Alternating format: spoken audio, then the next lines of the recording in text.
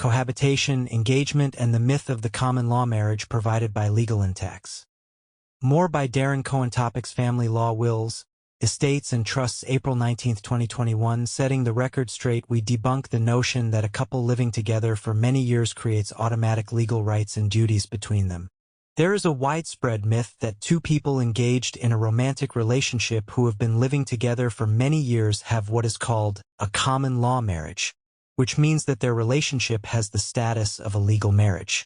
This is, however, false, with no basis in South African law whatsoever. How exactly the myth got started, no one seems to know. It is, however, very problematic, since the parties to such a relationship often believe mistakenly that their relationship includes all the rights and obligations of a legal marriage. When the relationship terminates, the parties are shocked and dismayed to find that they do not have any legal rights whatsoever against their partner or his/her deceased estate. Let us look more closely at the rights these parties thought they had in terms of their common law marriage. Laws of intestate succession. In terms of the laws of intestate succession, when a spouse dies without a will, the other spouse automatically inherits 50% of the deceased spouse's estate or 50% of the joint estate if they are married in community of property. Now imagine an elderly woman in a so-called common law marriage whose husband suddenly dies.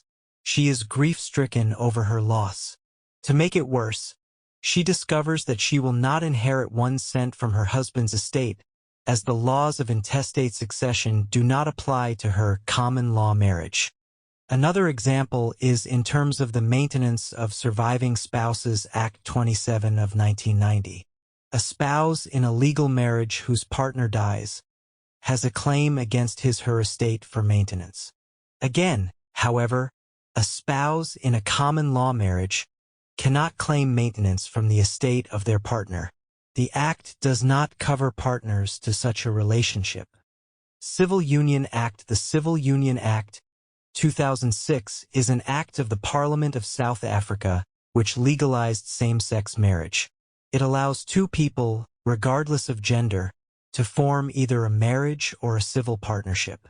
Civil partnerships can be formed by opposite-sex couples and by same-sex couples, and have the same rights, responsibilities, and legal consequences as marriages. Cohabitation. Since the term common law marriage is misleading and indeed there is no such thing, what do we call an unmarried couple living together in what resembles a marriage?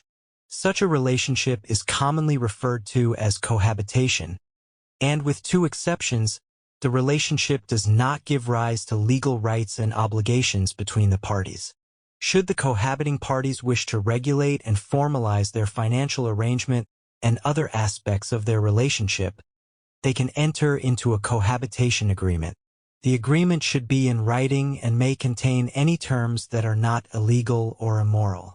Usually, however, the cohabitation agreement relates to financial and property matters and may deal with the following: jointly purchased assets, the marital home, paying off debts, living expenses, insurance, and pension funds. These terms will regulate the financial relationship and other matters while the couple is together. The agreement must also contain carefully drafted terms about what happens if the couple separate. For instance, if the marital home is jointly owned by the partners, will it be sold on separation? At what price will it be auctioned, perhaps? A well-drafted cohabitation agreement can thus provide unmarried couples with considerable structure and predictability in their financial lives, which to some extent resembles the marital regime of a married couple. Such an agreement will likely contribute to the general stability of such a couple. There is an additional legal concept that may play a role in the lives of an unmarried couple, the so-called universal partnership. This comes about where a couple lives together and the following conditions apply to their relationship. Each of the partners brings something into the partnership, whether it be money, labor, or skills. The business is carried on for the joint benefit of the parties. The object should be to make a profit. It is difficult to prove a universal partnership, but if it is found to exist, both parties will have a claim to the partnership property in terms of their agreement. Engagement. Suppose you decide cohabitation is not the way to go. After resisting it for many years, You and your partner decide to take the plunge and go the traditional route. And so, you get engaged, amid much fanfare and celebration. But you want to know, what is the legal status of an engagement? Is it a binding legal contract? The answer is yes and no. When a couple gets engaged, it is considered a legal obligation and a commitment by the parties to get married sometime in the future. It is, in short, an agreement to get married. There are no formalities required for this contract, not even an engagement ring or witnesses. All that is required is a serious intention on behalf of both parties to get married. The parties must, however, have the capacity to understand the agreement. For instance, they cannot be intoxicated or under the influence of drugs. Furthermore, they must be 18 years or older. However, minors may get engaged with the consent of their guardians. But what if things go wrong? What if one of the parties decides that he or she no longer wants to go through with it?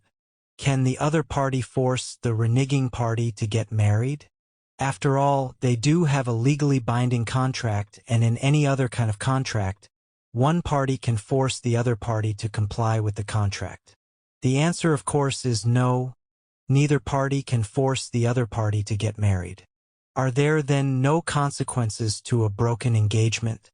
Indeed, there are. If your fiancé breaks off the engagement without a good reason, you may claim monetary damages for breach of contract. But your claim will be limited to your actual expenses for planning and preparing for the wedding. And finally, the most important question: who keeps the engagement ring? If you mutually decide to end your relationship, the ring must be returned to whoever bought it. However, if the party who bought the ring breaks off the engagement without a good reason, the other party may keep all gifts, including the ring.